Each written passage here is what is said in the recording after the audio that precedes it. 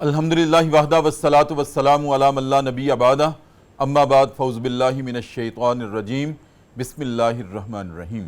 السلام علیکم ناظرین، صبح کی پرنور ساعتوں میں، سہانی گھڑیوں میں پبلک نیوز ٹی وی چینل پر پروگرام صدائے قرآن لے کر ڈاکٹر محمد طاہر مصطفیٰ آپ کی خدمت میں حاضر۔ ناظرین کرام، جیسا کہ آپ جانتے ہیں کہ پروگرام صدائے قرآن کا آغاز بالکل ابتدائے قرآن سے ہوا تھا، سورہ فاتحہ سے ہوا تھا، اور پھر اس کے بعد سورہ بقرہ، اور آج ہمارا سبق پہنچا ہے قرآن کریم کا تیسرا پارہ ہے اور سورہ آل عمران ہے، اور آیت نمبر 20 سے لے کر 22 تک ناظرین کرام ہمارا آج سبق ہے۔ تو آئیے سب سے پہلے آج کے سبق کی تلاوت سماعت کرتے ہیں امام حرمین شریفین قاری عبدالرحمن السدیس کی آواز میں۔ بسم اللہ الرحمن الرحیم۔ پس اگر یہ لوگ آپ سے جھگڑا کریں یا کسی بات پر الجھیں تو اے ہمارے حبیب ان سے فرما دیں کہ میں نے اور میری اتباع کرنے والوں نے تو بس اللہ کے آگے سر تسلیم خم کر دیا ہے۔ پھر آپ اہل کتاب اور غیر اہل کتاب دونوں سے پوچھیں، کیا تم نے بھی اللہ کی اطاعت و بندگی قبول کی؟ پس اگر انہوں نے قبول کی تو وہ ہدایت پا گئے، اور اگر انہوں نے اس سے منہ موڑا تو اے ہمارے حبیب آپ کی ذمہ داری صرف پیغام پہنچا دینا تھا۔ آگے اللہ خود اپنے بندوں کے معاملات کو دیکھنے والا ہے۔ جو لوگ اللہ کے احکام و ہدایات کو ماننے سے انکار کرتے ہیں اور اس کے پیغمبروں کو ناحق قتل کرتے ہیں اور ایسے لوگوں کی جان کے درپے ہو جاتے ہیں جو لوگوں میں انصاف کا حکم دیتے ہیں، تو اے ہمارے حبیب ان کو دردناک عذاب کی خوشخبری سنا دیجئے۔ یہ وہ لوگ ہیں جن کے اعمال دنیا اور آخرت دونوں میں ضائع ہو گئے، اور اب ان کا کوئی مددگار نہیں ہوگا۔ ناظرین کرام، یہ ہمارا آج کا سبق ہے۔ اگر ہم غور کریں ناظرین کرام کہ جب نبی کریم صلی اللہ علیہ وآلہ وسلم کو نبوت کا تاج پہنایا گیا، پہلی وحی آئی اقرأ بسم ربک الذی خلق غار حرا میں، تو نبی کریم صلی اللہ علیہ وآلہ وسلم اس کے بعد گھر تشریف لائے، ہماری ماں حضرت خدیجہ طاہرہ رضی اللہ تعالی عنہا کو سارا ماجرا سنایا، اور اس کے بعد ناظرین کرام کچھ عرصے تک وحی کا سلسلہ منقطع رہا۔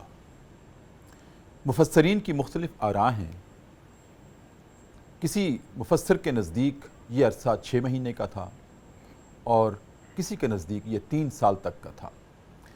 اس کو ناظرین کرام فترت وحی کا زمانہ بھی کہتے ہیں، جب وحی کا سلسلہ منقطع رہا، چونکہ پہلی وحی کے بعد اللہ رب العزت نے اپنے نبی کریم صلی اللہ علیہ وسلم کو تیار کرنا تھا کہ ذہنی طور پر آمادہ ہو جائیں، ذہنی طور پر اپنے آپ کو تیار کر لیں کہ پیغمبرانہ مشن جو ہے یہ ایک بڑا سنگلاخ راستہ ہے۔ ناظرین کرام، اس کے باوجود نبی کریم صلی اللہ علیہ وسلم آسمان کی طرف نگاہ اٹھا کر بار بار دیکھا کرتے تھے کہ دوبارہ وحی کب آئے گی، اور پھر ایک دن وحی آ گئی۔ آپ استراحت فرما رہے تھے، آپ لیٹے ہوئے تھے، کمبل اوڑھ کے لیٹے ہوئے تھے، اسی دوران وحی آ گئی۔ اور یہ بھی ناظرین کرام میں یہاں عرض کر دوں، ہمارے نبی کریم صلی اللہ علیہ وسلم کا اعزاز تھا کہ آپ جب بھی جہاں بھی جس حالت میں بھی تشریف رکھتے تھے اسی حالت میں وحی آ جاتی تھی۔ آپ مسجد میں ہیں وہاں بھی وحی آ جاتی تھی، آپ گھر میں ہیں وہاں بھی وحی آ جاتی تھی، آپ صحابہ کی مجلس میں ہیں اس دوران بھی وحی آ جاتی تھی، آپ لیٹے ہوئے ہیں استراحت فرما رہے ہیں اس دوران بھی وحی آ جاتی تھی۔ باقی تمام پیغمبروں کو بلایا جاتا تھا کہ آؤ ہمارا پیغام وصول کر لو، لیکن نبی کریم صلی اللہ علیہ وسلم کا ادب اور احترام اللہ رب العزت کی نگاہ میں بھی ناظرین کرام اس عروج پہ تھا کہ آپ پر وحی آتی تھی جہاں بھی آپ تشریف رکھتے تھے۔ جب دوسری وحی آئی تو وہ آئی یا ایھا المدثر قم فانذر، اے چادر اوڑھ کر لیٹنے والے پیغمبر اٹھئے اور میرا پیغام اپنی قوم کو دیجیے گا، ان کو میری نافرمانی سے ڈرائیے گا۔ اب یہاں سے ناظرین کرام اللہ رب العزت نے جو پیغمبرانہ ذمہ داری آپ کو سونپی تھی جو مشن آپ کو سونپا تھا، اور مشن کا اولین درجہ یہ تھا کہ اللہ کا پیغام سب سے پہلے انسانیت تک پہنچانا ہے۔ اور جب آپ انسانیت تک اللہ کا پیغام لے کر گئے تو کوئی آپ سے الجھا اور کسی نے قبول کر لیا۔ خوش نصیب تھے جنہوں نے آپ کا پیغام سنا، اس کی اطاعت کی اور پھر اتباع کا وعدہ کر لیا۔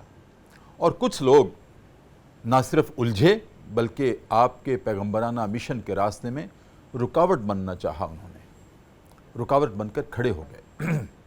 بہرحال اللہ رب العزت نے پیغمبرانہ مشن تھا، راستہ ہموار کرنا تھا، اور کیا اپنے نبی کے لیے۔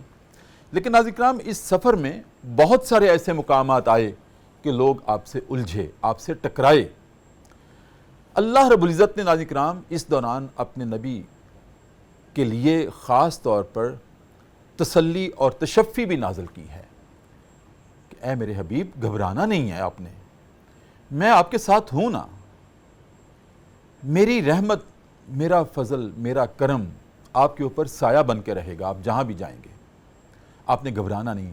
اے نبی، جب کوئی آپ سے ٹکرائے، جب کوئی آپ سے الجھے تو آپ نے صبر کرنا ہے، اور آپ کے صبر میں ہی اتنی طاقت ہوگی کہ پہاڑ جیسی مصیبتیں بھی پاش پاش ہو جائیں گی۔ اور ناظرین کرام ایسے ہی ہوا، اور یہی پیغام ناظرین کرام آج بالواسطہ ہمیں دیا گیا ہے آج کے سبق میں، کہ میں نے اپنے نبی کو بھی یہ سبق دیا تھا کہ جب کوئی آپ سے الجھے تو آپ نے ٹکرانا نہیں ہے، اور میرا پیغام، میرا کلام آگے پہنچاتے رہنا ہے۔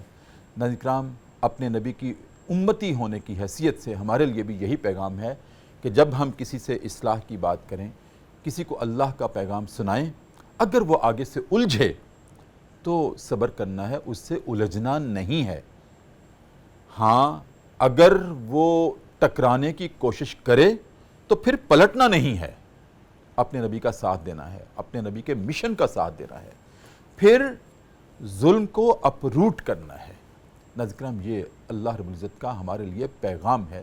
پہلے صبر کرنا ہے، نرم خوئی سے بات کرنی ہے۔ یہاں سے ناظرین کرام ہمیں سبق ملتا ہے کہ اسلام کا، ہمارے دین کا جو نظریہ ابلاغ ہے، اس کا فلسفہ کیا ہے اور اس کا اسلوب کیا ہے۔ تو آج ہم اس پہ بات کریں گے، اور بات کرنے کے لیے ناظرین کرام پروگرام صدائے قرآن میں ہماری جو مہمان شخصیات ہیں، بڑی جید عالم دین ہیں دونوں شخصیات۔ میری دائیں جانب ناظرین کرام ہمارے پروگرام صدائے قرآن کا مستقل حصہ ہیں، ماشاءاللہ ہماری زینت ہیں اس پروگرام کی، جناب ڈاکٹر شفاقت علی بغدادی۔ ناظرین کرام، آپ ماشاءاللہ بغداد سے بھی پڑھے ہیں اور جامعہ الازہر سے بھی آپ پڑھے ہیں، اس کے بعد آپ ماشاءاللہ پی ایچ ڈی جامعہ ازہر سے ہیں، مصر سے ہیں، اس وقت منہاج یونیورسٹی میں آپ استاذ ہیں، اور کیا خوب گفتگو کرتے ہیں، حرف استناد کے ساتھ مدلل گفتگو کرتے ہیں، پروگرام کی زینت ہیں۔ السلام علیکم ورحمۃ اللہ۔ جی وعلیکم السلام ورحمۃ اللہ وبرکاتہ۔ ڈاکٹر صاحب خیریت سے ہیں؟ خوش آمدید۔ الحمدللہ، اللہ کا پروگرام صدائے قرآن شکریہ آپ زینت سر۔ ہیں ہماری۔ سر شکریہ، اللہ آپ کو سلامت رکھے۔ ناظرین کرام، میری بائیں جانب ماشاءاللہ وہ بھی میں نے جیسے عرض کیا ہے جید عالم دین، جید استاد، جناب ڈاکٹر فیض اللہ بغدادی۔ ڈاکٹر صاحب کے ساتھ آپ بھی بغداد سے بھی پڑھے، جامعہ ازہر سے بھی پڑھے آپ، اور ناظرین کرام آپ بھی ماشاءاللہ عربی زبان میں ایک ماہر استاذ ہیں۔ منہاج یونیورسٹی میں دونوں میرے فاضل مہمان اساتذہ ہیں، اور تشنگان علم کی آپ آبیاری کر رہے ہیں، ان کی پیاس کو بجھا رہے ہیں، تربیت کر رہے ہیں۔ جناب ڈاکٹر فیض اللہ بغدادی، السلام علیکم ورحمۃ اللہ صاحب۔ وعلیکم السلام ورحمۃ اللہ کیف وبرکاتہ۔ الحال؟ الحمدللہ، ڈاکٹر صاحب آپ بھی ٹھیک ہیں؟ جی الحمدللہ۔ ڈاکٹر صاحب، مقدمہ میں نے آپ کے سامنے رکھا پروگرام کا، جی ماشاء جو اللہ۔ آج ہمارا سبق ہے۔ الحمدللہ رب العالمین، آپ کو خوشی محسوس ہو رہی ہوگی کہ ہم سورہ آل عمران تک آ گئے۔ الحمدللہ، بہت زیادہ میں طویل اتنا صورت۔ اپنے رب کے حضور سپاس گزار ہوں، اور میرے سارے، میرے پروڈیوسر، میرے کیمرہ مین، میری پوری ٹیم ماشاءاللہ کتنی سعادت مند ہے، آڈیو میں حمزہ بیٹھے ہیں، کہ ہم لفظ بلفظ لے کے قرآن کی صدا بلند کر رہے ہیں۔ اللہ اکبر۔ اور شکر الحمدللہ کہ یہ فریضہ آج کے دور میں پبلک نیوز ٹی وی کی طرف سے ایک تحفے کے طور پر اس امت کے لیے صبح 7 سے 8 بجے پیش ہوتا ہے۔ تو ڈاکٹر صاحب، جیسے میں نے عرض کیا کہ نبی کریم صلی اللہ علیہ وسلم نے ابلاغ کیا، اللہ کا کلام لوگوں تک پہنچایا، اور اس کے جواب میں لوگ کبھی الجھے، کبھی کسی نے قبول کر لیا۔ قبول کرنے والے تو کم تھے، الجھنے والے زیادہ تھے۔ اب اس تناظر میں پھر اللہ رب العزت نے اپنے نبی کو تسلی اور تشفی بھی دی، اور ساتھ یہ بھی فرمایا اے نبی الجھنا نہیں ہے، ان سے کہہ دیں ہم نے تو اپنے رب کے سامنے سر تسلیم خم کر دیا ہے، تم بھی کرتے ہو تو تم فلاح پا جاؤ گے، نہیں تو پھر تمہارا راستہ اور ہے، ہمارا راستہ اور ہے۔ اللہ تو ڈاکٹر صاحب اس سے جیسے میں نے عرض کیا کہ ہمیں اللہ کا پیغام دوسروں تک پہنچانے، جس کو ہم اصطلاح میں ابلاغ کہتے ہیں، تبلیغ کہتے ہیں، اور اس تناظر میں اگر ہم دیکھیں تو کیا فلسفہ ہے ابلاغ کا، پیغمبرانہ مشن کی آگے تکمیل کا، اور بحیثیت امتی ہماری ذمہ داری کا کیا فلسفہ ہے اور کیا اسالیب ہونے چاہیے؟ ڈاکٹر صاحب، سب سے پہلے تو میں آپ کا شکریہ ادا کرتا ہوں، اور خصوصاً پبلک چینل نیوز کا بھی شکریہ ادا کرتا ہوں، جنہوں نے اتنی خوبصورت نشست قائم کی ہے اور کلام اللہ کی جو افہام و تفہیم ہے اس کے مشن میں ہمیں شریک کیا ہے۔ الحمدللہ۔ اور آپ کے جب سوالات کو ہم دیکھتے ہیں، آپ کے مطالعے کو دیکھتے ہیں، تو ایسے سوالات خوبصورت ہوتے ہیں کہ جن کا مقصد عوام کی اصلاح اور عوام کو علم سے مزین کرنا ہوتا ہے۔ الحمدللہ۔ اور آپ یعنی گہرے غوطے لگا کر، غور و فکر کر کے اچھے جو موتی اور ہیرے ہیں وہ چن کے لاتے ہیں۔ ڈاکٹر صاحب آپ کی رفاقت اور شفاقت اللہ آپ کو سلامت رکھے۔ جیسے ابھی آپ نے بہت ہی خوبصورت سوال فرمایا کہ آقا کریم علیہ الصلوۃ والسلام کو اللہ تعالیٰ نے نبوت کا منصب عطا فرمایا، اور ابلاغ جو ہے آپ کی نبوت کا ایک اہم حصہ تھا۔ تو ابلاغ کے دوران آپ کے ساتھ لوگ الجھتے بھی تھے، آپ سے انکار بھی کرتے تھے، تو اللہ تعالیٰ نے کیا فرمایا؟ فَإِنَّمَا عَلَيْكَ الْبَلَاغُ، اے حبیب آپ کا کام کیا ہے کہ آپ نے پیغام پہنچانا ہے، اور پیغام پہنچا دیا، آپ نے اپنا فرض ادا کر دیا۔ آگے وہ قبول کرتے ہیں یا نہیں کرتے یہ ان کو چھوڑ دیں آپ۔ جی۔ اور اسی تناظر میں آپ دیکھیں تو قرآن مجید میں اللہ تعالیٰ نے آقا کریم علیہ الصلوۃ والسلام کو فرمایا کہ ادعو الی سبیل ربک بالحکمۃ سبحان اللہ والموعظۃ الحسنہ۔ جی جی، یعنی اے میرے پیارے رسول، آپ نے دعوت دینی ہے، آپ سے بہتر دعوت کوئی دے بھی نہیں سکتا، اور دعوت کیسے دینی ہے؟ حکمت کے ساتھ دینی ہے، اور اچھے طریقے سے دینی ہے۔ اگر کہیں کوئی بات متنازع آ جائے تو تب بھی بڑے اچھے انداز سے وہ بات کلیئر کرنی ہے۔ بالکل۔ تو یہ اللہ تعالیٰ نے اپنے پیارے رسول کو یہ شان دی اور یہ منصب دیا کہ حکمت کے ساتھ پیغام جو میرا ہے توحید کا، جی جی، اخلاص کا، اسلام کا، اصلاح کا، وہ آپ نے امت تک پہنچانا ہے۔ تو آقا کریم علیہ الصلوۃ والسلام نے اس پیغام کو جیسے رب نے حکم دیا، جس طرح رب چاہتا تھا ویسے ہی آگے لوگوں تک پہنچایا۔ اب یہاں رب وحی کے بغیر بھی یہ کرا سکتا تھا آقا سے یہ سارا کچھ، لیکن وہ جو وحی ہوئی، جو اوپر سے احکام نازل ہوئے، وہ آقا کریم کے ذریعے امت کو ایک درس دیا جا رہا تھا کہ آقا کریم علیہ الصلوۃ والسلام جب ظاہری طور پر اس آپ کو نمونہ بنا کر امت کو درس دیا جا رہا تھا۔ اور چونکہ جب بعد میں آنے والے جتنے مبلغین ہوں گے انہوں نے کسی کو فالو کرنا ہے۔ جی بالکل بالکل۔ اگر فالوور کوئی ہوگا جو اچھا جو ہے اس اسوہ اور قدوہ ہوگا تو اس کو فالو کریں گے، تو ان کا جو ہے اس دنیا میں بھی کامیابی و فلاح ہوگی اور اگلی دنیا میں بھی۔ تو اللہ تعالیٰ نے آقا کریم علیہ الصلوۃ والسلام کو نمونہ بنایا، ہمہ جہت سبحان اللہ، تمام مبلغین کے لیے، علماء کے لیے، تمام لوگوں کے لیے اسوہ اور نمونہ بنایا ہے۔ بہت خوبصورت۔ آپ کی اجازت ہو ڈاکٹر صاحب کو بھی شریک گفتگو کریں۔ ڈاکٹر صاحب آپ کیا ارشاد فرمائیں گے اسی تناظر میں چاہتا ہوں؟ جی ڈاکٹر صاحب بہت شکریہ۔ سب سے پہلے تو آپ نے اس پروگرام میں دوبارہ انوائٹ کیا۔ آپ سہبارہ آئیں گے، چوبارہ آئیں گے انشاءاللہ، یہ آنا جانا لگا رہے گا انشاءاللہ۔ تو آپ کے سوال کے حوالے سے عرض کرتا چلوں کہ حضور نبی اکرم صلی اللہ علیہ وآلہ وسلم کے فرائض منصبی میں سے جو سب سے بڑا فریضہ تھا وہ دعوت کا تھا، صحیح، وہ تبلیغ کا تھا، کہ جو اللہ تعالیٰ کا پیغام انہیں سونپا گیا تھا اس کو بندوں تک پہنچانا ہے۔ بالکل۔ اب حضور نبی اکرم صلی اللہ علیہ وسلم اس پیغام کی، اس رسالہ کی حقیقت کو سب سے زیادہ جاننے والے تھے، اور آپ یہ بھی جانتے تھے کہ جو میں پیغام لوگوں تک پہنچا رہا ہوں وہ حق ہے، اور اگر لوگ اس کو فالو کریں گے تو اس دنیا میں بھی فوز اور فلاح پائیں گے اور اخروی فوز و فلاح بھی ان کا مقدر ٹھہرے گی۔ بالکل ٹھیک۔ اور اگر وہ اس پیغام کا انکار کر دیں گے، اس کو رد کر دیں گے، تو اس دنیا میں بھی ذلت اور رسوائی ان کا مقدر بنے گی اور آخرت میں بھی ان کی ذلت اور رسوائی ان کا مقدر بنے گی۔ تو اس وجہ سے آپ علیہ السلام کی ذات چونکہ سب سے زیادہ ناصح اور خیر خواہ تھی امت کے لیے، اور ہر وقت آپ کو امت کا درد رہتا تھا، اور آپ یہ چاہتے تھے کہ جو اللہ تعالیٰ کا پیغام ہے وہ ان تک پہنچے اور وہ اس پر عمل پیرا ہو کر اسلام کو قبول کریں اور دنیا اور آخرت کی فوز اور فلاح پائیں۔ اب جو اس دعوت کا اگر ریاکشن ہوتا تھا، لوگ اس کو ایکسیپٹ نہیں کرتے تھے، تو اس کا آپ علیہ السلام پر اثر بھی ہوتا تھا، کیونکہ آپ کی کنوکشن تھی اس دعوت پر کہ یہ دعوت حق ہے، اور یہ نادانی کی وجہ سے، ناسمجھی کی وجہ سے اس دعوت کو ٹھکرا رہے ہیں۔ تو اس وجہ سے جا بجا اللہ تبارک و تعالیٰ نے قرآن پاک میں آپ کو تسلیاں دی۔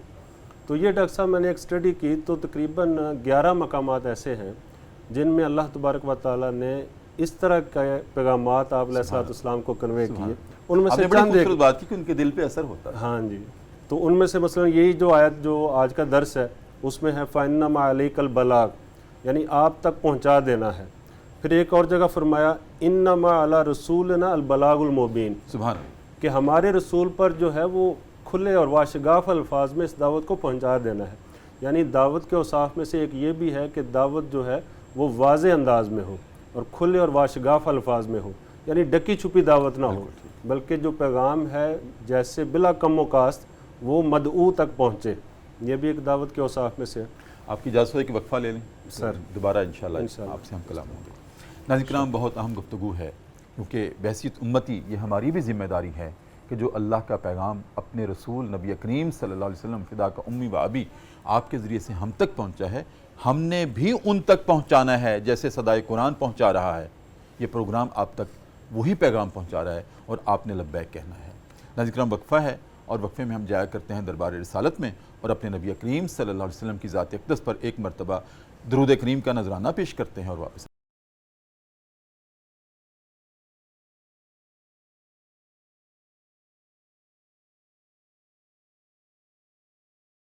وقفے کے بعد ناظرین کرام دوبارہ آپ کی خدمت میں حاضر ہیں۔ صبح کی پرنور ساعتیں ہیں، سہانی گھڑیاں ہیں، پبلک نیوز ٹی وی چینل ہے۔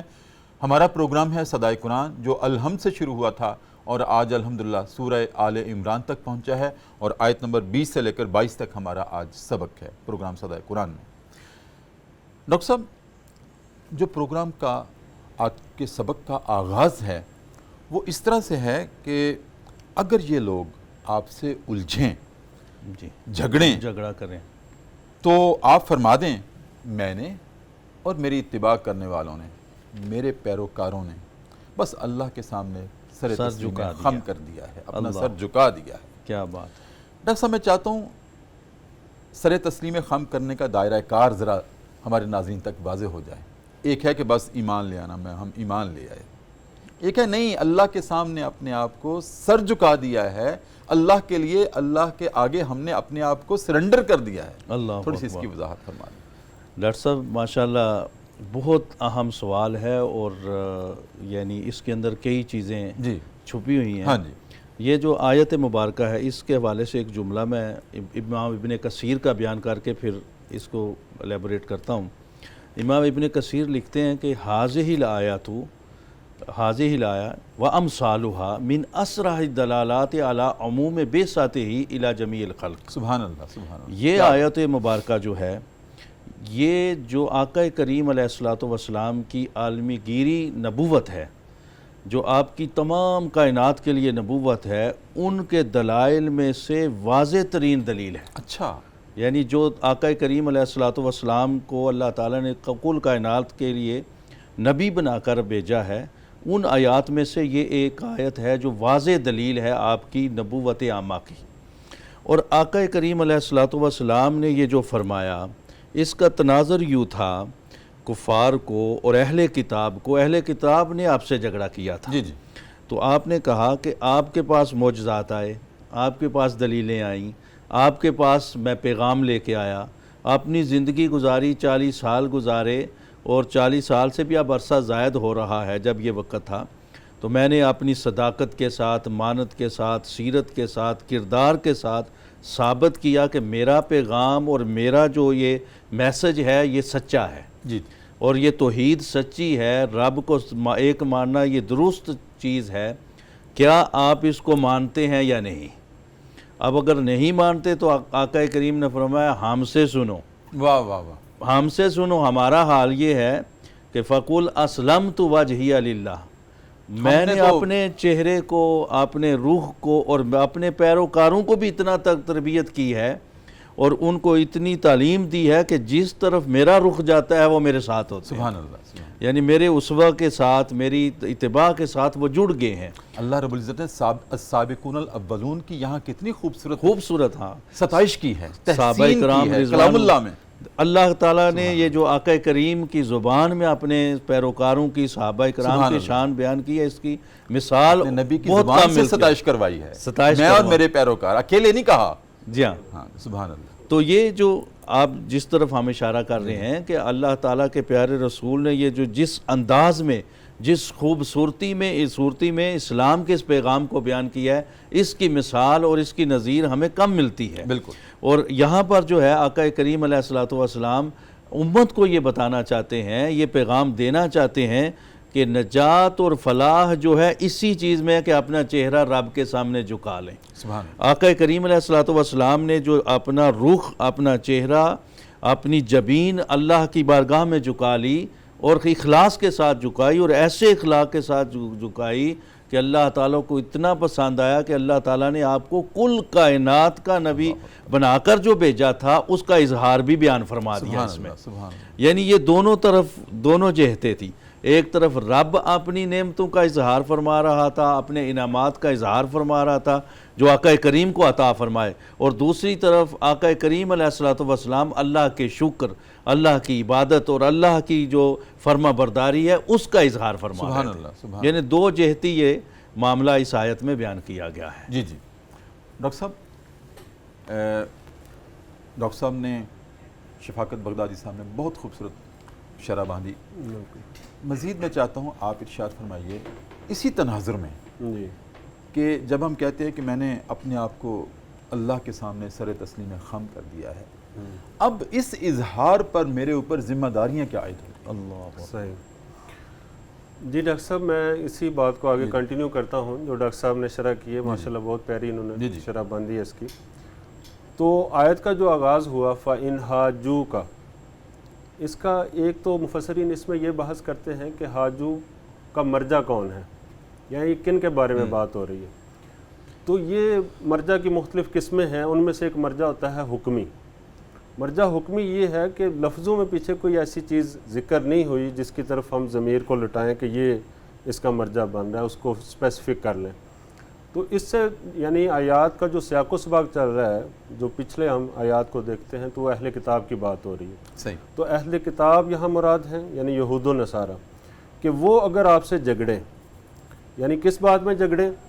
توحید کے بارے میں جھگڑ سکتے ہیں، آپ کی رسالت کے بارے میں جھگڑ سکتے ہیں، یا دین اسلام کے بارے میں جھگڑ سکتے ہیں، کسی بات میں بھی جھگڑا کریں، اور وہ جھگڑا ظاہر ہے اس لیے کر رہے ہیں کہ وہ اپنی بات پر اڑے ہوئے ہیں، یہ ان کا عناد ہے۔ جی جی۔ اگر وہ حق کو تسلیم کرنا چاہ رہے ہوتے تو جھگڑے کی نوبت ہی نہیں آنی تھی۔ تو یہ جھگڑے کی بات ہی اس بات پر دال ہے کہ وہ حق کو قبول کرنے کے لیے تیار نہیں ہے۔ صحیح۔ تو اس کا پھر اتمام حجت اس کی یوں اللہ تعالیٰ نے فرمائی کہ آپ یہ فرما دیں کہ اگر تم نے اس بات پر ہی رہنا ہے تو میں تو اپنا چہرہ جو ہے وہ اللہ کے آگے سرنڈر کر رہا ہوں۔ جی۔ یہاں جو آیت میں فرمایا ہے اسلم تو وجہ ہی، اب وجہ صرف چہرے کو کہتے ہیں۔ جی جی۔ اب یہاں صرف چہرہ مراد نہیں ہے، ہاں جی، یعنی یہ بلاغت کا ایک اصول ہے جی جی، کہ یعنی جز بول کر کل مراد لیا جا رہا ہے، سبحان اللہ، کہ صرف چہرہ مراد نہیں ہے۔ چہرہ اس لیے بولا گیا ہے کہ چہرہ ایک اشرف اعضاء ہے، اعضاء میں سے ایک اشرف عضو ہے، یعنی یہ بندے کا فرنٹ ہے، جس کا چہرہ مورا ہے۔ چہرہ مورا ہے، اسی سے بندے کی شخصیت کا ایک اندازہ ہوتا ہے کہ وہ بندہ کس طرح کا ہے۔ جی جی۔ تو جب اس اشرف الاعضاء کو اللہ کے آگے جھکا لیا تو باقی اعضاء تو بدرجہ اولا وہ جھک جائیں گے، یعنی اس سے مراد یہ ہے کہ میں نے سارا کا سارا اللہ کو پیش کر دیا۔ سبحان اللہ۔ یا دوسرا اس کا یہ مطلب ہو سکتا ہے کہ جب بندہ سجدے میں جاتا ہے تو سب سے اپنا اشرف جو عضو ہے، سب سے چہرہ ہے یا اعلیٰ جو سر ہے، جسم کا جہاں اس حصہ کے ہے، قدم لگتے ہیں وہاں وہ اللہ کے سامنے جھکا دیتا ہے۔ تو یہ ایک یعنی عبادت کی جو آخری حد ہے اس سے بڑی یعنی عاجزی اور انکساری نہیں ہو سکتی. تو وہ آقا علیہ الصلوۃ والسلام نے اللہ تعالیٰ کے سامنے اپنے چہرے کو جھکا کے پیش کی. اور ساتھ یہ بھی فرمایا کہ یہ میں ہی نہیں بلکہ من اتبعنی، بلکہ جس نے میری پیروی کی اس کا بھی یہ عمل ہے. یہ صرف میرا عمل نہیں ہے بلکہ میرے پیروکاروں کا بھی عمل ہے. اس آیت سے یہ بھی نتیجہ نکلتا ہے کہ آقا علیہ الصلوۃ والسلام کی ذات جو ہے وہ تابع کی ذات نہیں ہے، وہ متبوع کی ذات ہے. جی جی. من اتبعنی، جس نے میری پیروی کی، تو جس کی پیروی کی جائے وہ متبوع ہوتا ہے، اور جو پیروی کرنے والا ہوتا ہے وہ تابع ہوتا ہے. تو مطلب یہ ہے کہ جس نے بھی اگر فلاح پانی ہے، کامیابی پانی ہے، تو وہ حضور نبی اکرم صلی اللہ علیہ وسلم کی اتباع کرے. تو دین سارے کا سارا ہے ہی آپ کی اتباع میں. جو آپ کی جتنی زیادہ اتباع کرتا جائے گا وہ اتنا ہی دین میں پختہ ہوتا جائے گا. تو اور جو اتباع کرتا جائے گا اس دائرے میں آتا جائے گا اللہ اکبر، جس کی ستائش نبی کریم کی زبان سے ہو رہی ہے. اور یہی اور کفار کو بھی کیا گیا. ان کے سامنے بھی یہ دلیل رکھی گئی کہ اگر تم یہ میری پیروی کر لو گے، تم اسلام میں آ جاؤ گے تو الاسلام لکم، تو اسلام تمہارے لیے ہو جائے گا، یعنی تمہاری خیر خواہی چاہے گا. اور اگر تم اس کا انکار کرو گے تو الاسلام علیکم، تو یہ لکم اور علیکم کا یہ فلسفہ ہے. لکم ہے کہ تمہارے لیے، تمہارے حق میں، اور علیکم کا مطلب ہے کہ تمہارے خلاف، یعنی یہ تمہارے خلاف ایک حجت بن جائے گا، تمہارے خلاف ایک دلیل بن جائے گا، اور تم اس کے ذریعے، اس کو نہ ماننے کے ذریعے تم جو ہے وہ جہنم کے سزاوار ٹھہرو گے. تو اسی طرح جو آیت کا اگلا حصہ ہے، اگر آپ کی اجازت ہو تو اس کو لے لیں اور اس کے بعد دوبارہ انشاءاللہ آپ کے پاس حاضر ہوں گا. ناظرین کرام، بہت خوبصورت پیرائے میں گفتگو ہو رہی ہے. وقفہ ہے ایک مرتبہ پھر پروگرام صدائے قرآن میں، اور ہم بڑھتے ہیں نبی کریم صلی اللہ علیہ وسلم کے روضہ اقدس کی جالیوں کی طرف چشم تصور میں، اور وارفتگی کے ساتھ ایک مرتبہ پھر درود کریم کا نذرانہ پیش کرتے ہیں اور واپس آتے ہیں.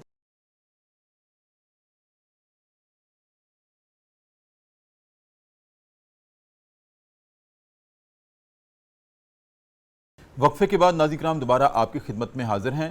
صبح کی پرنور سے آتے ہیں، پبلک نیوز ٹی وی چینل ہے، ہمارا پروگرام ہے صدائے قرآن، اور آج الحمد سے شروع کیا گیا یہ سبق پہنچا ہے سورہ آل عمران کی آیت نمبر 20 سے لے کر 22 تک. ڈاکٹر صاحب، پروگرام کے آخری لمحات ہیں جی اور پروگرام کا آخری حصہ ہے، لیکن ایک بہت اہم بات ہے سمجھنے کی. آج کے سبق کے آخر میں اللہ رب العزت نے یہ بھی ارشاد فرمایا ہے کہ یہ وہ لوگ ہیں جو میرے نبی سے جھگڑتے ہیں کہ جن کے اعمال دنیا اور آخرت میں ضائع ہو گئے. اس سے ہمیں ایک تو یہ اشارہ ملتا ہے کہ نبی سے الجھنا ہبط اعمال کا ذریعہ ہے. بالکل، اس میں کوئی شک نہیں ہے. جی. یا نبی کی حرمت میں شک کرنا، یہ بھی حقارت کا ذریعہ ہے. یہ بھی ہبط اعمال کا ذریعہ ہو سکتا ہے. ہم عشق کا دعویٰ کرتے ہیں، نبی کریم صلی اللہ علیہ وسلم کے ساتھ محبت کا دعویٰ کرتے ہیں، لیکن وہ عشق اور محبت کی جو معراج ہے وہ تو اس وقت حاصل ہو سکتی ہے، یا ہم اس سفر پر اس وقت گامزن ہونے پر فخر کر سکتے ہیں جب ہمارے قدم آپ کی اتباع میں اٹھیں گے. بالکل ایسے. صرف دعویٰ کر دینا. اچھا، اگر ہم اتباع نہیں کرتے اور اپنے نبی سے، ان کے مشن سے ڈیویٹ کرتے ہیں اپنے آپ کو، تو یہ بھی ہبط اعمال کا خدشہ لاحق ہو سکتا ہے جی ہمارے اس رویے کے بدلے میں. ڈاکٹر صاحب، میں چاہتا ہوں ہمارے ناظرین کی رہنمائی فرمائیں کہ ایک ہے کہ میں نے اعمال کیے، ایک ہے اس کے بعد صالح اعمال کی توفیق نہ ملنا. یہ بھی ایک بہت بڑا وبال ہے کہ اللہ توفیق سلب کر لیتا ہے. یہاں تو بات یہ ہے کہ جو کیے ہوئے تھے وہ بھی غارت چلے جائیں گے. کون کون سے ایسے رویے ہیں جن سے ہمیں بچنا ہے کہ ہم ایسا نہ ہو کہ ہمیں شعور بھی نہ ہو اور اعمال بھی ضائع ہو جائے. ڈاکٹر صاحب، بہت اہم بات ہے. دیکھیں، جب کوئی دعویٰ کیا جاتا ہے تو دعویٰ اس وقت سچ ثابت ہوتا ہے جب دلیل ہو. جیسے کوئی دعویٰ کرتا ہے تو اسے مدعی کہتے ہیں. جی. تو مدعی پر یہ لازم ہوتا ہے کہ وہ دلیل پیش کرے تاکہ اس کا دعویٰ ثابت ہو. محبت اور عشق کرنا اور محبت اور عشق کی بات کرنا یہ ایک دعویٰ ہے. واہ. یہ دعویٰ اس وقت سچ ثابت ہوگا جب آپ کے پاس اتباع ہوگی. سیرت رسول پر آپ چلتے ہوں گے۔ دعویٰ عشق رسول کا ہو اور ہر لمحہ جھوٹ بول رہا ہو بندہ، تو مطلب یہ ہے کہ دعویٰ اس کا غلط ہے۔ دعویٰ محبت رسول کا ہو اور اس کی زبان جو ہے گالیوں سے بری ہو، اس کا مطلب ہے کہ اس کا دعویٰ جھوٹا ہے۔ ہاں جی، اگر دعویٰ محبت رسول کا کرتا ہے، لوگوں پر ظلم کرتا ہے، بے انصافی کرتا ہے، خیانت کرتا ہے، چوری کرتا ہے، ڈاکہ ڈالتا ہے، ظلم کرتا ہے، لوگوں کے حقوق مارتا ہے، رشتہ داروں کے ساتھ جو ہے زیادتیاں کرتا ہے اور ان سے صلہ رحمی نہیں کرتا، یہ وہ ساری چیزیں ہیں جو سیرت رسول سے ہمیں ملی ہیں، اللہ کے احکام سے ملی ہیں۔ محبت رسول اس وقت سچی ثابت ہوگی جب بندے کی شخصیت میں یہ ساری چیزیں موجود ہوں گی، تو پھر اس کا دعویٰ سچا ثابت ہوگا، یعنی دلیل ہوگی تو دعویٰ سچا ثابت ہوگا۔ اب آقا کریم علیہ الصلوۃ والسلام کی جو بے ادبی ہے، یعنی محبت کے الٹ جو ہے بے ادبی، برعکس وہ ہے، اگر بندہ یعنی چھوٹی سی بھی بے ادبی کر دیتا ہے تو دین اس کے اعمال جو ہیں وہ حقارت ہو جاتے ہیں۔ یہ قرآن پاک اسی آیت میں دلیل ہے کہ وہ ان کے اعمال حقارت اور ضائع کیوں ہوئے تھے۔ یقتلون النبیین بغیر حق، انہوں نے انبیاء علیہم السلام کو بغیر حق کے شہید کیا، اور کتنے شہید کیے؟ مفسرین نے لکھا ہے کوئی چھوٹی موٹی بے ادبی بھی نہیں تھی، بہت بڑی، کہ انہوں نے صبح کے وقت دن کے آغاز میں 43 انبیاء علیہ السلام کو شہید کیا۔ پھر جو ان کے فالوور تھے وہ لوگ آئے، 170 کے قریب مفسرین نے لکھا ہے، انہوں نے اس سے روکا اس کام سے اور ان کو تبلیغ کرنا چاہیے، انہوں نے ان کو بھی شہید کر دیا، قتل کر دیا۔ تو یہ اتنا بڑا ان کا گناہ تھا۔ پہلا ان کا گناہ کہاں سے شروع ہوا؟ نبی کی بے ادبی اور نبی کو نہ ماننے سے، اللہ کے انبیاء کو نہ ماننے سے، پھر ان کو شہید کیا، پھر ان کے پیروکاروں کو شہید کرنا یہ اہانت کی ہائٹ ہے۔ تو اس پر پھر اللہ تعالیٰ نے فرمایا کہ یہ جس راستے پہ چل رہے ہیں، اس راستے میں تو صرف انکار ہی جو ہے وہ حقارت اور ضیاع کرنے کا ذریعہ تھا، یہ تو بہت آگے پہنچ گئے ہیں، تو لہٰذا ان کے سارے اعمال ضائع ہو گئے ہیں، دنیا میں بھی اور آخرت میں بھی۔ یہ پیک چیز تھی۔ جی بالکل ڈاکٹر صاحب، پھر اسی کے تناظر میں اللہ رب العزت نے جس کی ابتدا ڈاکٹر صاحب نے اور کلام اللہ نے اس کا ہمیں سبق دیا ہے، ڈاکٹر صاحب نے شرح کی ہے، اور میرا بھی سوال یہی تھا۔ دیکھیں، ہفت اعمال کی بنیاد کہاں سے پڑتی ہے؟ نبی کی اہانت سے، بے ادبی سے پڑتی ہے، اور یہی وجہ ہے کہ سورہ الحجرات میں اللہ رب العزت نے ارشاد فرمایا لا ترفعوا اصواتکم فوق صوت النبی۔ آج روضہ رسول پر جب ہم حاضری دیتے ہیں تو جالیوں کے سامنے سے جب گزرتے ہیں وہاں بھی یہ الفاظ لکھے ہوئے ہیں لا ترفعوا اصواتکم فوق صوت النبی۔ یاد رکھنا یہ وہ مقام آ گیا ہے کہ اپنی آواز کو پست رکھنا ہے۔ یہ حرم نبوی ہے، یہاں سانس بھی آہستہ لینا کہ وہ بھی بے ادبی میں شمار نہ ہو جائے۔ بالکل صحیح ہے ڈاکٹر صاحب، اس کے علاوہ اور کون سی ایسی باتیں ہیں جن سے ہمیں احتراز کرنا ہے، بچنا ہے، جن سے ہفت اعمال کا خدشہ ہو سکتا ہے؟ جی ڈاکٹر صاحب، ایک تو جو آج کا درس ہے آپ کا، جس میں آپ نے 3 آیتیں سلیکٹ کی ہیں، اس کے اندر ہی جو آیت نمبر 21 ہے اس میں 3 طرح کی اہانتیں ان کی بیان کی گئی ہیں، اچھا، اہل کتاب کی، اور ان 3 اہانتوں میں سے پہلی یہ ہے کہ ان الذین یکفرون بآیات اللہ، وہ لوگ جو اللہ کی آیتوں کا انکار کرتے ہیں، صحیح، یعنی اللہ کے جو دلائل ہیں، براہین ہیں جو اس نے نازل کیے ہیں۔ آیات سے مراد ڈاکٹر صاحب وہ اللہ کی نشانیاں بھی ہیں اور کلام اللہ کی آیات بھی ہیں، دونوں چیزیں مراد لی جا سکتی ہیں، اور مفسرین نے مراد لی ہیں، تو وہ دونوں کا انکار کرتے تھے، یہ ان کی پہلی اہانت تھی۔ اب یہاں ایک یہ بھی اعتراض ہوتا ہے کہ وہ تو اپنے نبی کو مانتے تھے، اللہ پر بھی ان کا ایمان تھا، آخرت پر بھی ایمان رکھتے تھے، فرشتوں کو بھی مانتے تھے، تو پھر یہ جو کہا گیا ہے کہ ان الذین یکفرون بآیات اللہ، وہ لوگ جو اللہ کی آیات کا یا اللہ کی نشانیوں کا کفر اور انکار کرتے ہیں، تو اس سے کیا مراد ہے؟ تو اس سے بعد مفسرین نے یہ مراد لیا ہے کہ یکفرون بآیات اللہ سے مراد یہ ہے کہ یکفرون بنبی اللہ، کہ وہ اللہ کے آخری نبی کا انکار کرتے تھے اور ان کی نبوت اور رسالت کو نہیں مانتے تھے۔ تو جب انہوں نے اللہ کی نبوت، جو اللہ کے آخری نبی کی نبوت ہے اور رسالت ہے، اس کا انکار کیا، تو گویا اس نبوت اور رسالت کے انکار کی وجہ سے وہ باقی آیات کا بھی ان کا انکار کنسیڈر کیا گیا۔ اللہ تو بیشک ان کا انکار جو ہے وہ اللہ کے آخری نبی کو نہ ماننا ہے۔ دوسری ان کی حالت یہ تھی کہ یقتلون النبیین بغیر حق، کہ وہ اللہ کے انبیاء کو بغیر حق قتل کرتے تھے۔ تو یہ جو ڈاکٹر صاحب نے حدیث ابھی بیان کی ہے اپنی گفتگو میں، تو یہ اس کو امام ابن جریر طبری نے اپنی تفسیر میں، تفسیر طبری میں اس کو روایت کیا اپنی سند کے ساتھ، جی جی اور اس کا جو اول حصہ ہے اس کو میں بیان کرنا چاہتا ہوں۔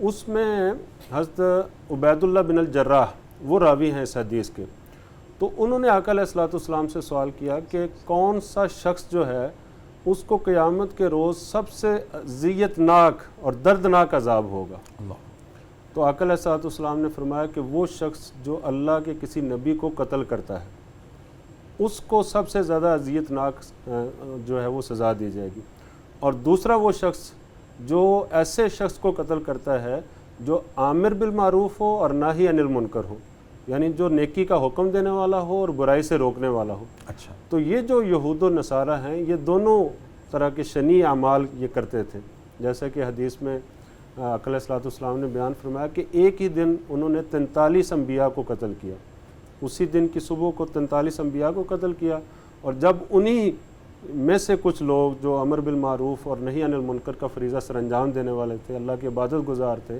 جب انہوں نے ان کو تبلیغ کی اور انہیں امر بالمعروف اور نہی عن المنکر کے بارے میں آگاہ کیا تو وہ ان کے خلاف ہو گئے، اور وہ 112 بندے تھے ان کو بھی انہوں نے قتل کر دیا، یعنی دن کے ابتدائی حصے میں انبیاء کو اور دن کے آخری حصے میں جو عامر بالمعروف اور نہی عن المنکر کا فریضہ سر انجام دینے والے اور لوگ تھے، علماء تھے، ان کی صالحین ناقدری تھے، کرنے ان کو والے، ناقدری، ان کی اہانت کرنے والے، ان کو بھی قتل کر دیا۔ ان کو بھی قتل تو اسی کا ذکر اللہ تعالیٰ نے اس آیت میں کیا۔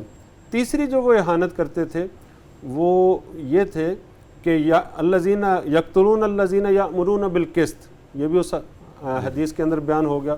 تو 3 طرح کی اہانتیں انہوں نے کی، تو اللہ کا کرنا ایسا ہوا کہ اگلی آیت کے اندر ان کو 3 طرح کے عذاب کا سامنا بھی کرنا پڑا۔ اللہ تعالیٰ نے ان پر 3 طرح کے عذاب بھی نازل کر دیے۔ وہ عذاب کون کون سے ہیں؟ اولئک حبطت اعمالہم فی الدنیا، جی جی ان کے دنیا میں اعمال ضائع کر دنیا میں والآخرہ، والآخرہ، دوسرا یہ ہو گیا، اور تیسرا یہ ہوا کہ وما لہم من ناصرین، ان کا کوئی مددگار بھی نہیں ہو۔ آج تو ان کے بیڑے آ رہے ہیں کہیں سے اور وہ سمجھتے ہیں کہ ہمارے مددگار ہیں، لیکن کل کلان جب وہ آخرت میں ہوں گے اللہ کی تو عدالت کوئی میں بیڑا ہوں گے، نہیں آئے گا، کوئی بیڑا نہیں آئے گا، کوئی تو سفارش پھر وہ نہیں اس میں ہوگی۔ وہ ہاں جی یہ معیاروں مایوسی پر۔ کا عالم ہوگا، جی بالکل۔ یہ مایوسی کا عالم ڈاکٹر ہوگا۔ صاحب دل تو چاہتا تھا مزید آپ سے گفتگو سنتے ڈاکٹر صاحب کی بھی، لیکن وقت ختم ہو گیا پروگرام کا۔ بہت شکریہ ڈاکٹر صاحب آپ کی آمد کا، ڈاکٹر صاحب آپ کی آمد کا بھی بہت شکریہ۔ ناظرین کرام اب وقت ہوا ہے پروگرام صدائے قرآن میں ذکر صاحب قرآن کا، اور ذکر صاحب قرآن میں ذکر اسماء النبی الکریم کا۔ ناظرین کرام روزانہ 5 اسماء النبی جو میں عرض کیا تھا کہ یہ جو نبی کریم صلی اللہ علیہ وسلم کے اسماء ہیں، آپ کے صفاتی اسماء ہیں، یہ صرف اسماء نہیں ہیں، یہ صرف نام نہیں ہیں، بلکہ یہ تو سیرت کے دروازے ہیں۔ یہ تو وہ درخشندہ ستارے ہیں جو آسمان نبوت پر جیسے ستارے چمکتے ہیں، تو نبی کریم کی ذات اقدس بھی ایک کہکشاں ہے۔ یہ اس کہکشاں کے ستارے ہیں جس کے ہر ستارے کا رنگ مختلف ہوتا ہے، اور ہر اس میں نبی کا رنگ مختلف ہے۔ اب جب اس میں داخل ہوں گے، غوطہ-زن ہوں گے، تو سیرت کے نئے جہان آباد ہمیں ملتے ہیں، ہم نئے نئے جوہر نکال سکتے ہیں آپ کی سیرت کے۔ ناظرین کرام ابھی جو آپ کے سامنے رکھ رہا ہوں، جو میں اپنی کتاب فلسفہ اسماء رسول اس کا نام ہے، جس میں جو اسماء النبی آپ کے پاس آپ کے سامنے رکھ رہا ہوں، یہ قرآن کریم سے ماخوذ ہیں۔ سیدنا التذکرہ صلی اللہ علیہ وآلہ وسلم معنی ہے نصیحت، تو آپ کی ذات سراپائی نصیحت تھی، اور اس کو قرآن کریم سے ہم کہاں سے اخذ کر سکتے ہیں؟ میں نے عرض کیا تھا، حوالے کے طور پر آپ کو بتا دوں گا، وقت اتنا نہیں کہ میں ہر آیت آپ کے سامنے رکھوں، کچھ کام آپ نے کرنا ہے، مطالعہ آپ نے کرنا ہے، اس میں نبی سے یا نبی کریم سے محبت کا ایک تقاضا یہ ہے، چلیں اتنا تو کریں، نام اسماء میں آپ کو دے رہا ہوں اور آپ قرآن کریم سے، پھر وہ سیرت کے دروازے آپ کھول کے دیکھیں تو کیسے روشن اور جہان آپ کو ملیں گے۔ اس کا ناظرین کرام حوالہ ہے سورہ الحاقہ آیت نمبر 48، وَإِنَّهُ لَتَذْكِرَةٌ لِلْمُتَّقِينَ، میں آج پڑھ بھی رہا ہوں۔ اور اس کے بعد ناظرین کرام دوسرا اسم گرامی ہے آج کا سیدنا التالی صلی اللہ علیہ وآلہ وسلم۔ میں نے عرض کیا تھا کہ اللہ رب العزت نے اپنے نبی کی جہاں بھی کوئی ذمہ داری آپ کو سونپی اور آپ نے جس خیر و خوبی کے ساتھ اس کو انجام دیا، وہ انجام دینا ہی آپ کی صفت بن گئی، اور اس صفت سے پھر آپ کا جو صفاتی نام اخذ ہو گیا وہ آپ کا اسم نبی قرار پا گیا۔ ناظرین کرام، جیسے سورہ بقرہ کی آیت نمبر 129 میں ارشاد ہے، ربنا وابعث فیہم رسولا منہم یتلو علیہم آیاتک ویعلمہم الکتاب والحکمہ ویزکیہم، کہ اے ہمارے رب انہی میں سے رسول بھیج جو ان کے پاس تیری آیات کی تلاوت کرے۔ ناظرین کرام، یہاں سے جب آپ نے آیات کی تلاوت کی تو آپ پھر اس ذمہ داری کو نبھانے والے بن گئے۔ جب آپ نے تلاوت کی تو آپ فاعل بن گئے، تلاوت کرنے والے بن گئے، اور یہاں سے پھر آپ کی جو صفت ابھری اس سے جو ہم صفاتی نام اخذ کر سکتے ہیں وہ ہے سیدنا التالی صلی اللہ علیہ وسلم، جس کے معنی ہیں تلاوت فرمانے والے۔ اور ناظرین کرام، اس کے دوسرے حوالے ہیں سورہ بقرہ کی آیت نمبر 121 بھی، اور سورہ بقرہ کی آیت نمبر 129، سورہ بقرہ ہی آیت نمبر 151 151، اور پھر سورہ آل عمران 164، اس کے بعد ناظرین کرام سورہ المائدہ 27، النمل 92، العنکبوت 45، اور سورہ الزمر 71، اور پھر سورہ الجمعہ آیت نمبر 2۔ ان تمام آیات میں نبی کریم کی یہی صفت بیان کی گئی ہے کہ آپ قرآن کریم کی تلاوت فرمانے والے تھے۔ اس کے بعد ناظرین کرام تیسرا اسم نبی ذکر صاحب قرآن میں سیدنا التائب صلی اللہ علیہ وآلہ وسلم۔ جب التائب عام انسانوں کے لیے یہ لفظ بولا جائے گا تو اس کے معنی ناظرین کرام یہ ہوں گے توبہ کرنے والے، اللہ سے اپنے گناہوں کی معافی مانگنے والے۔ میں تائب ہو جاتا ہوں تو اس کا مطلب ہے میں کسی گناہ سے توبہ کر کے معافی مانگ کے اللہ سے رجوع کرتا ہوں۔ عام انسانوں کے لیے تو اس کے معنی یہ ہیں کہ کسی گناہ سے ہٹ کر اللہ کے سامنے گریہ زاری کر کے تائب ہو جانا، معافی مانگ لینا اور آئندہ نہ کرنے کا وعدہ کرنا، یہ عام انسانوں کے لیے۔ لیکن جب اس کی نسبت نبی کریم صلی اللہ علیہ وسلم سے ہو جائے گی ناظرین کرام تو پھر اس کے معنی ہو جائیں گے اللہ کی طرف رجوع کرنے والے اپنے تمام معاملات میں۔ اور اس کا ہمیں جو حوالہ ملتا ہے قرآن کریم میں وہ سورہ البقرہ آیت نمبر 160 ہے، سورہ بقرہ آیت نمبر 222 بھی ہے، اور سورہ توبہ آیت نمبر 112 بھی ہے۔ آپ دیکھیے گا اس میں کہ ہر معاملے کو نبی کریم صلی اللہ علیہ وسلم اللہ کے پاس لے کر گئے۔ پھر اس کے بعد ناظرین کرام سیدنا ثانی اثنین، دو میں سے دوسرا، یہ کلام اللہ میں آپ کا اسم گرامی اس انداز سے بیان ہوا ہے، اس تناظر میں بیان ہوا ہے کہ جب آپ ہجرت کے سفر میں تھے، غار ثور میں ٹھہرے تھے، اور ساتھ یار غار اور آج یار مزار سیدنا ابوبکر صدیق رضی اللہ تعالیٰ عنہ بھی آپ کے ساتھ تھے، اور وہ ڈر رہے تھے، کچھ خوف تھا، کیا تھا؟ حزن تھا، ملال تھا۔ حزن کیا تھا کہ کوئی ادھر سے کوئی میرا نبی کی اہانت کرنے والا دشمن رسول نہ آ جائے، ہم تنہا ہیں، سناٹا ہے، رات ہے، کچھ ہو نہ جائے۔ خوف لاحق تھا، حزن لاحق تھا۔ تو نبی کریم صلی اللہ علیہ وسلم نے ناظرین کرام پھر یہاں ثانی اثنین اذ ہما فی الغار اذ یقول لصاحبہ لا تحزن ان اللہ معنا، یہ آیت نازل کی جس سے آپ کا اسم گرامی ابھرا کہ سیدنا ثانی اثنین، دو میں سے دوسرا۔ دو تھے تو آپ نبی کریم صلی اللہ علیہ وسلم کے بارے میں ناظرین کرام آیت کیا نازل ہوئی تھی کہ اے نبی اپنے دوست سے کہیے گا جو آپ کے ساتھ دوسرے ہیں، ان کو کہیے گا کہ غم نہ کریں، ملال نہ رکھیں دل میں، ان اللہ معنا، ان سے فرما دیں اللہ ہمارے ساتھ ہے۔ ناظرین کرام اس سے بڑی ڈھارس کیا ہو سکتی ہے کہ اللہ رب العزت خود ارشاد فرما کے تسلی اور تشفی دے رہے ہیں کہ کہیں۔ یہاں پر میں ایک بات عرض کیا کرتا ہوں کہ اگر ختم المرسلین صلی اللہ علیہ وسلم کے بعد وحی آ سکتی ہوتی تو براہ راست ابو بکر پر آ جاتی، لیکن ارشاد کیا ہو رہا ہے کہ اے نبی آپ کے ساتھ جو ہیں ان سے فرمائیں لا تحزن ان اللہ معنا، کہ ڈرے نہیں اللہ ہمارے ساتھ ہے۔ تو وہی صرف نبوت کے لیے ہے اور وہ خط خاتم النبیین کے لیے ہے۔ ناظرین کرام، اس کے بعد آخری آج کا اسم نبی ہے سیدنا حاضر الآخرہ، آخرت سے ڈرنے والے۔ نبی کریم صلی اللہ علیہ وسلم بھی آخرت کا اپنے دل میں خوف رکھتے تھے، اور وہ خوف کس لیے؟ امت کے لیے، امت کے درس کے لیے تھا، امت کی اصلاح کے لیے تھا، امت کو بتلانے کے لیے تھا، امت پر ظاہر کرنے کے لیے تھا۔ جب آپ صلی اللہ علیہ وسلم کا ناظرین کرام آخری وقت تھا، اس وقت بھی جو آخری وقت تھا، آخرت کی طرف سفر گامزن ہونے والا تھا، تو آپ کا چہرہ مبارک سرخ ہو رہا تھا، بخار کی کیفیت تھی۔ تو اس وقت آپ حضرت عائشہ صدیقہ طاہرہ رضی اللہ تعالی عنہا سے فرما رہے تھے عائشہ ٹھنڈے پانی کا پیالہ لاؤ، اس میں ہاتھ بھگو کے اپنے چہرے پہ مل رہے تھے۔ تو یہ کیا تھا؟ آخرت کا ایک وہ طاری تھا، خوف تو تھا۔ وہ امت کو درس دے رہے تھے کہ یہ جس سفر پر ہم سب نے جانا ہے آسان سفر نہیں ہے۔ ناظرین کرام، سیدنا حاضر الآخرہ، آخرت سے ڈرنے والے، اور اس کا ہمیں کلو ملتا ہے قرآن کریم سے، سورہ الزمر آیت نمبر 9۔ آپ دیکھیے گا اور اس کی تفسیر جانیے گا۔ صدائے قرآن کا ایک مقصد یہ بھی ہے کہ آپ کو قرآن کی طرف لے آنا، پھر لبیک کہیے گا، اللہ خوش ہو جائے گا دنیا میں بھی اور آخرت میں بھی۔ ناظرین کرام، اسی کے ساتھ آج کا پروگرام صدائے قرآن ہم ختم کرتے ہیں۔ اپنے میزبان ڈاکٹر محمد طاہر مصطفیٰ کو اجازت دیجیے، اپنا بہت خیال رکھیے، اللہ حافظ۔